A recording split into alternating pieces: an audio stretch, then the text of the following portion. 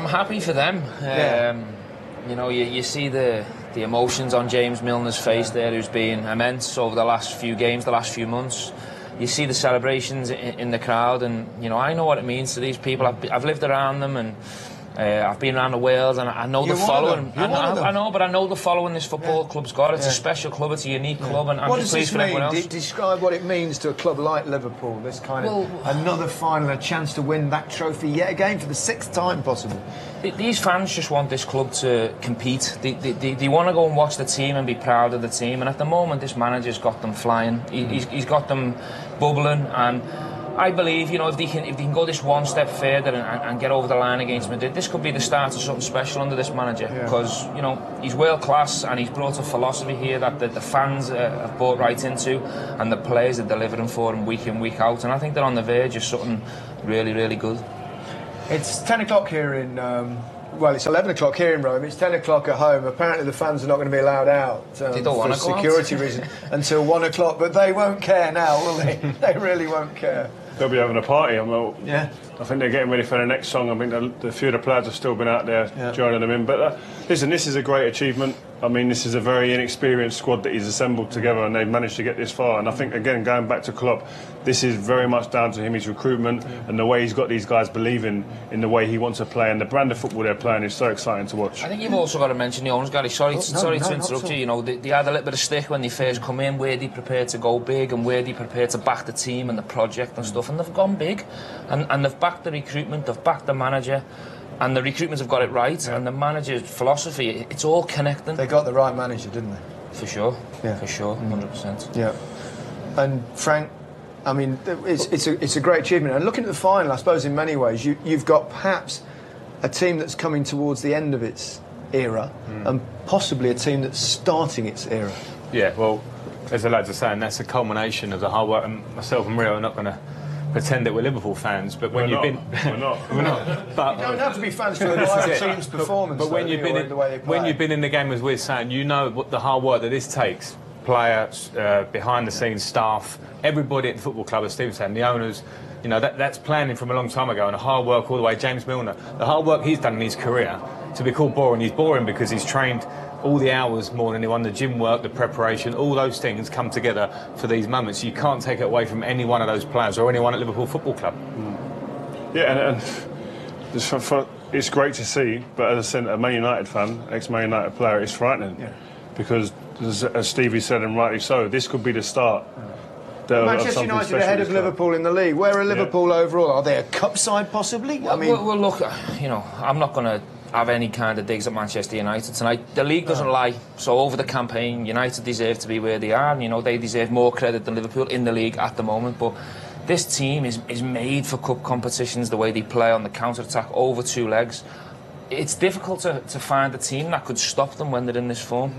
Over the 2 legs, and they can outscore teams. And I think that's the thing for Madrid. They'll be sitting there and they'll be going, well, we have to be on it. If we're not on it fully, and if we're complacent in any way because we're going to be the favourites because of the history suggests that they should be favourites, they can come unstuck against this team, because this team, they've got players capable of running 60, 70 yards. Roma, aren't they, as well, in those, you know, those positions that we pointed out over the last 2 nights. I don't think they're as weak, and definitely not as naive. That's the difference. And they're going to be goals, though, aren't they? There's going to be goals. I mean, over the 2 semi-finals, 20 goals. I know. What's happened to defending? I mean, that's maybe boring from other people's perspective, but as a defender, what has happened? Because 20 goals over the 4 games is, at this level, is crazy. Poor defender, and I think a few lessons to Liverpool in that second half. I said before, it was very tough, that, and when the game goes against you with the emotion of this crowd, it's tough. But a few lessons. The first time I've seen them in this competition this year, slightly detached, defending very deep, couldn't quite get out because there was a long way to their front three. And now against the Real Madrid team at their best, there'll be extra tests. Enjoy the moment, but there's a few weeks now to really prepare for that. But sometimes when you've got a team who've got absolutely nothing to lose, like Roma in the end, and it's all gung-ho, it can become a little bit difficult if you can't quite get out. But that's why we talked about game management and experience, and now, as I said, they'll learn a lot from this game today.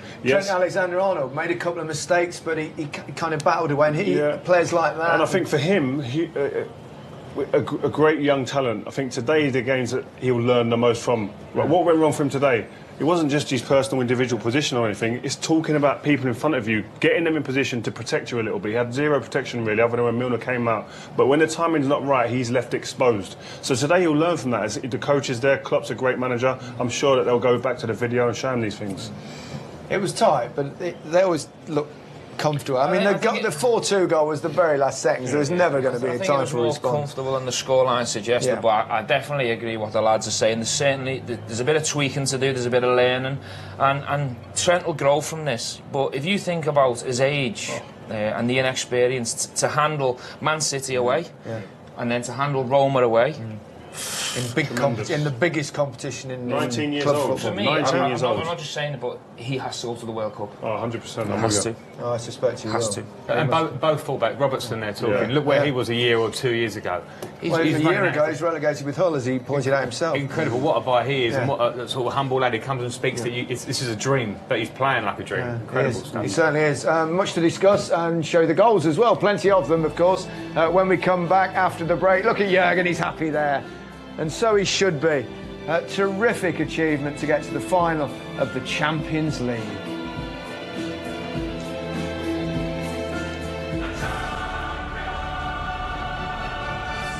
Really late.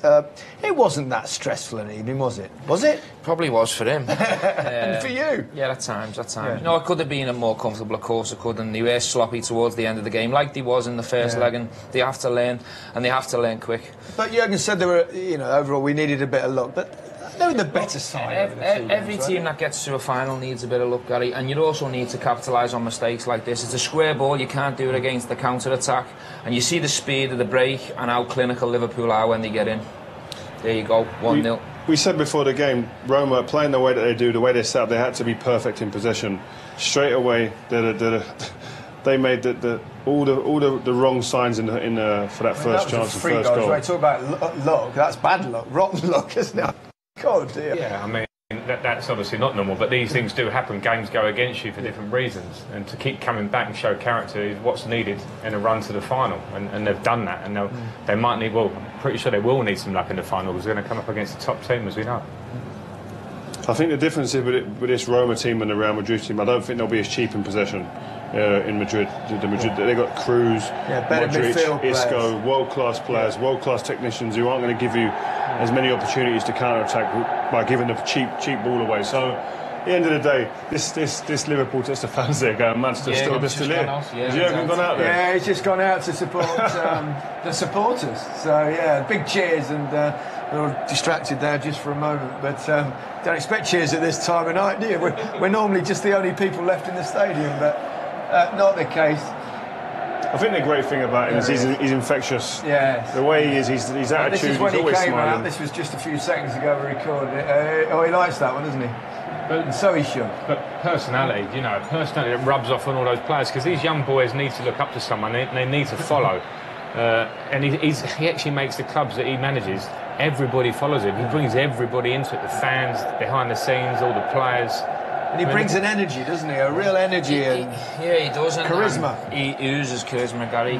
Being in a room with him, and what you see on the camera is what you get. He's a lovely fella. He's a football man. He's passionate.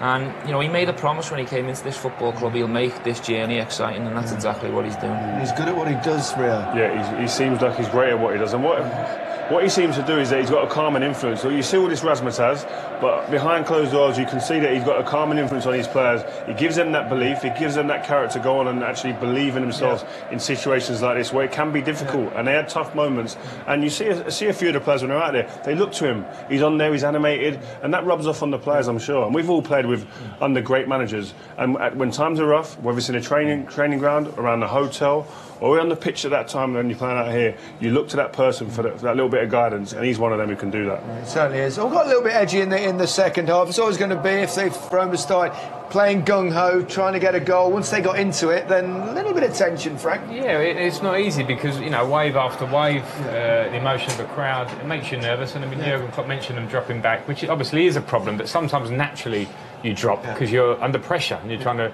protect what you've got. And let's give Roma credit. They threw everything at them, and going forward, they're a dangerous team. I mean, Edin Dzeko tonight was incredible again. Yeah. What a form he's in his career. I think he's at the absolute top of his game. But you always felt once it got into those dying 10 to 15 minutes that the 2-goal cushion was enough. They had the protection.